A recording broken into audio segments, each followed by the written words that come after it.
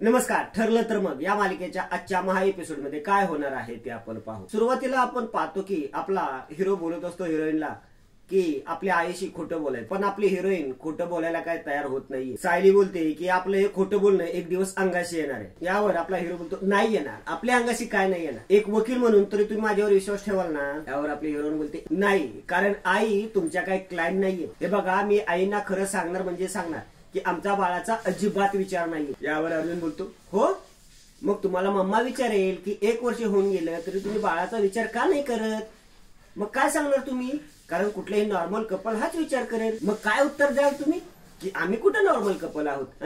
Mrs Sayali, हे बघा, आपण आतापर्यंत आपल्या लग्नाबद्दल सर्वांशी खोटं बोलत आहोत. आता काय करायचंय, फक्त मम्मा जे म्हणेल त्याला होला हो म्हणायचंय फक्त. आणि जर आपल्याला वाटले की आपल्या अंगाशी येते तर आपण सांगू ना की आम्ही खूप प्रयत्न केले पण प्रेग्नेन्सी नाही राहिली. यावर सायली बोलते अहो पण आत्ता खरं बोला ना, मग आत्ता खरं बोलायला काय हरकत आहे, कारण आत्ता खरं बोलल्याने प्रॉब्लेम वाढतील आपले.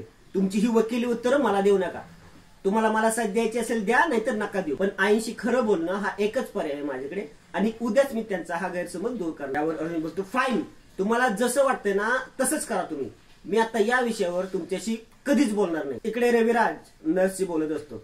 बरं, डीएनए टेस्टचे रिपोर्ट आले ना की लगेच कळवा मला. रविराज तन्वीला बोलवतो आणि नर्सची ओळख करून देतो आणि बोलतो हे बघ, या तुझं डीएनए टेस्ट करता रक्त घेणार आहे आणि यावरूनच आपल्याला कळेल की तुझं ब्लड आणि तुझ्या आईचं ब्लड मॅच होते की. आता आपण तुझं आणि त्या स्त्रीच्या रक्ताचं सॅम्पल मॅच करून बघू, म्हणजे आपल्याला कळेल की ती प्रतिमा आहे की नाही. तन्वी गपचूप रक्त द्यायला बस. पुढे आपण पाहतो की सकाळ सकाळी आपली हिरोईन देवाच्या पाया पडत असते. आपला हिरो बोलतो घेतली का देवाची परमिशन, की देवी बोलतोय की अर्जुन सांगतोय तसंच करायचं. यावर आपली हिरोईन बोलते प्रत्येक गोष्ट हसण्यावर कशी काय नेऊ शकता तुम्ही, तुमचं हे हसणं ना ते पण भीतीपोटी आहे. परिस्थिती काय आहे हे कळतंय ना, पण तरीही मस्करी करायची कसं काय सुचतंय तुम्हाला. आईंना खरं सांगितल्यावर त्यांना काय वाटेल याचं तुम्हाला पण टेन्शन आलं म्हणून ते झाकण्यासाठीच तुम्ही हसताय. कसं आहे, माणूस आतून घाबरलेला असला ना की तो असा वरवर हसतो, तुम्ही पण तेच करताय. त्यावर आपला हिरो बोलतो वा सायकिट्रिस्ट सायली सुभेदार, हे कळतंय ना तुम्हाला, मग मम्माला खरं सांगून माझं टेन्शन का वाढवताय. अहो, आईंना खरं सांगितल्यानं आपले टेन्शन सगळं जाणार आहे. आता कॉफी घ्यायला खाली येत आहे की इथंच कॉफी घेणार आहे. त्यावर आपला हिरो बोलतो येतो ना येतो, मलाही बघायचंय की तुम्ही आईला खरं कसं सांगताय ते. चला ऑल द बेस्ट. इकडे कल्पनाने गुरुजींना बोलवलेलं असतं सर्वांच्या पत्रिका बघायला. गुरुजी पत्रिका बघत असतात. कल्पना बोलत असते गुरुजी मी आज तुम्हाला सर्वांच्या पत्रिका बघायला बोलवले. काय कसं आहे, मध्ये घरामध्ये फूट पडली होती, वादही झाले होते आणि काही संकटही आली होती, म्हणून म्हटलं की तुम्हाला सगळ्यांच्या पत्रिका दाखवून घ्याव्या. गुरुजी बोलतात वहिनी मी सगळ्यांच्या पत्रिका बघितल्या, सगळ्यांच्या पत्रिकातील दशा अगदी उत्तम आहे. कल्पना खुश होत्याने बोलते छान, मला तुमच्या तोंडून अगदी हेच ऐकायचं होतं. बरं गुरुजी, माझा मुलगा त्याचं कुटुंब वाढवायचं ठरवतोय, पण मला असं वाटतंय की त्याआधी घरात ग्रहशांती व्हायला हवी. यावर गुरुजी बोलतात घरात जर मंत्रोच्चार झाले तर ते चांगलंच आहे, पण पूजा जर करायची असेल तर ती गोपाळ कृष्णाचीच करायला हवी. ती पूजा घरातच करा, मग मंदिरात जाऊन दानधर्म करा. एवढ्यात अर्जुन आणि सायली खाली येतात. देवीची खना नारळाने ओटी भरा, म्हणजे तिच्या कृपेने तुमच्या सुनेची कूस भरेल. यावर कल्पना बोलते चालेल, मग पूजा आजच करूया आणि मग मंदिरात जातो. अर्जुन सायलीला खुणवत असतो की सांग आईला आता. मिसेस सायली, तुम्ही मम्माला खरं सांगायला तयार आहात, ऑल द बेस्ट अगेन. इकडे तन्वी नागराज जवळ येते आणि बोलते ओ ऐका ना, किल्लेदार आत आहे.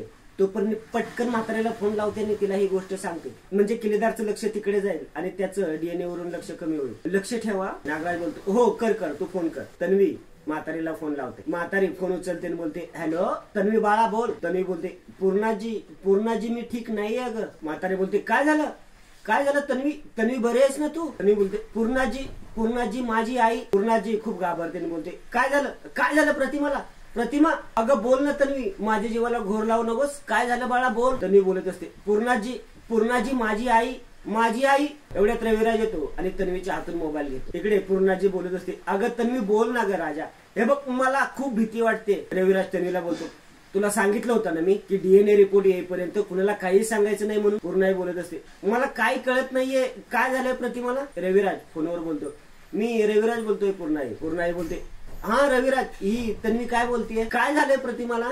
रविराज बोलतो नाही काय झालेलं नाहीये, काळजी नका करू. तन्वीला सकाळपासून प्रतिमाची खूप आठवण येत होती म्हणून फोन केला होता. पूर्णाई बोलते रविराज अहो प्रतिमाची वेगळी आठवण कशाला काढावी लागते, माझ्या डोळ्यासमोर तर तिचा चेहरा कधीच हलत नाही. यावर रविराज बोलतो हो खरंय, प्रतिमा होतीच तशी. पूर्णाई बोलते होती असं कसं म्हणालात रविराज? रविराज बोलतो हा ते चुकून म्हणालो पूर्णाई, चुकून. पूर्णाजी बोलते हो रविराज, प्रतिमा आहे या विश्वासावर आपण किती वर्ष जगत आहोत, तिचा शोध आपण कधीच थांबवायचा नाही रविराज.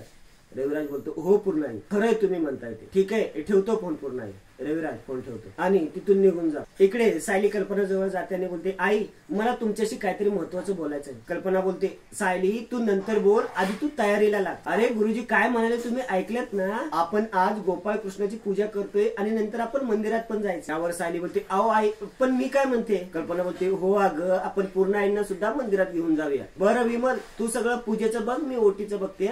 सायली अगं तू माझं तोंड का बघते, चल जा पटकन तयारीला लाग, तोपर्यंत मी पूर्णाईंना सांगून येते. आणि कल्पना गडबडीने निघून जाते. आपला हिरो आपल्या हिरोईनला बोलतो झालं खरं सांगून झालं मम्माला. मिसेस सायली मम्मा इतकी उत्साहाने बोलायला लागली ना की तिला मध्येच कट करणं आणि बोलणं इतकं रूढ नाही होत आपण, आणि आपल्या दोघांनाही हे जमत नाहीये हे आता आपण एक्सेप्ट करूया. मिसेस सायली प्लीज मी तुम्हाला जे सांगितलं होतं ना तेच करूया. आय प्रॉमिस यू की आपल्याला जर असं वाटलं की सिच्युएशन आपल्या हाताबाहेर जाते तर आपण लगेच ते करेक्ट करूया. आणि तसंही फक्त मधुभाव सुटेपर्यंतच आपल्याला हे खोटं कंटिन्यू करायचं आहे ना. सायली म्हणतच बोलते मधुभाव सुटले की सगळेच प्रश्न सुटतील, कारण त्यानंतर लगेच माझ्या मनातल्या यांच्याशी बोलता येईल ना, मग मला कधीच खोटं बोलावं लागणार नाही. आपला हिरोही म्हणतच बोलत असतो मधुभाव सुटले ना की लगेच तुम्हाला मी प्रपोज करेन आणि हे खोटं सगळं खऱ्यामध्ये कन्वर्ट करेल. दोघेही एकमेकाकडे फिरतात आणि बोलतात ठरलं तर मग. इकडे रविराज प्रतिमाच्या फोटोकडे बघत उभा राहिलेला असतो.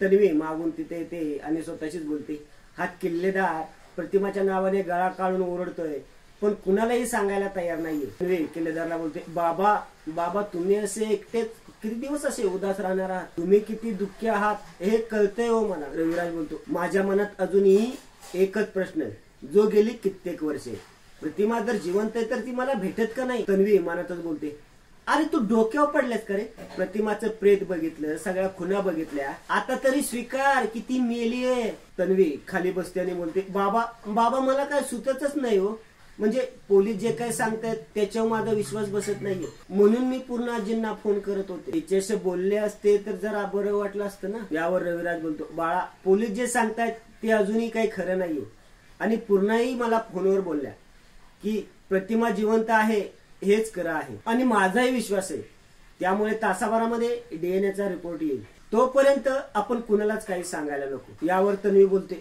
पण ती डेड बॉडी जर आईचीच असेल तर. एवढ्यात प्रतिमाच्या फोटोला तडा जातो. तन्वी बोलते हे नक्की काय घडतंय. रविराज बोलतो प्रतिमा तू नक्की काय सांगण्याचा प्रयत्न करतेस. तन्वी मनातच बोलते ही नक्की कसली भुताटकी आहे, या घरात कसली भुताटकी आहे. रविराज बोलतो तुला जे काय सांगायचंय ते समोरून बोल ना मला. इकडे कल्पना बोलत असते हो पूर्णाई सायलीची कुस भरावी म्हणून मला देवीची ओटी भरायची, तुम्ही हवं तर अर्जुनसाठी या, मग तुमच्या हातून आपण दान धर्म पण करूया. यावर पूर्णाजी बोलते अगं दान धर्म तर करणं हे तर पुण्याचंच काम आहे, आणि दान धर्म करायला तर तुला तर खूप आवडतं, मग मी तुला कशी नाही म्हणेन, येईन मी. कल्पना बोलते पूर्णाई तुम्ही नेहमीच माझं मन राखता, आधी आपण गोपाळकृष्णाची पूजा करूया आणि मग मंदिरात जाऊया, मी पुढे होते. पूर्णाई बोलते चालेल. पूर्णाई तिची माळ घेते आणि उठून चाललेली असते. एवढ्यात तिच्या माळेचे मणी खाली पडतात. पूर्णाई जोरात कल्पनाला आवाज देते. कल्पना पळत येते. कल्पनाही माळेकडे बघत राहते. कल्पना बोलते पूर्णाई तुम्ही फार मनावरती नका घेऊ. पूर्णाई हात जोडत बोलते देवा माझ्या घरावर कोणतंही संकट येऊ नको देऊ. पूर्णाई कोणालाही काही होणार नाही, तुम्ही फक्त शांत राहा. एवढ्यात अर्जुन सायली तिथे येतात. अर्जुन बोलतो हे असं कसं झालं. कल्पना अर्जुनला बोलते की पूर्णाजींची जपाची माळ तुटली, त्यामुळे त्यांना असं वाटतंय की आपल्यावर कुठलं तरी संकट येणार आहे.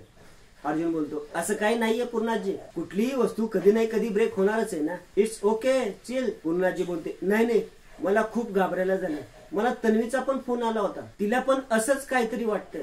पूर्णाजी घडलेला प्रकार सर्वांना सांगते. कल्पना बोलते पण रविराज भाऊजी चुकून सुद्धा असं कसं काय बोलले. आपली हिरोईन पूर्णाजी जवळ जाते तिचा हात हातात घेते आणि बोलते, पूर्णाजी. लेकीच्या डोळ्यातील अश्रू बघून रविराज सर खचले असतील. आणि रविराज सर किती हळवेत हे आपल्या सगळ्यांनाच माहित आहे ना. आणि त्या दोघांना प्रतिमा आत्याची इतकी आठवण आली हे बघून तुमचं मनही हळवं झालं, म्हणून मनी ओघळण्याचा एवढा त्रास झाला तुम्हाला. याचा बाकी कुठलाही अर्थ काढू नका. आपले हिरोईन पूर्णाजीचे डोळे पुसते. आपला हिरो बोलतो, आणि पूर्णाजी आपण आता मंदिरात जाणारच आहोत ना, तिथं तुला बरं वाटेल. आपली हिरोईन बोलते, आणि आपण देवळात गेल्यावर ना सगळ्यात आधी आपण प्रतिमा आत्यांसाठी प्रार्थना करूया आणि त्यांच्यासाठी दानधर्म पण करूया. पूर्णाजी बोलते, हो चालेल, तुम्ही पूजेची तयारी करा. इकडे रविराज बोलत असतो, प्रतिमा तू काय सांगण्याचा प्रयत्न करतेस?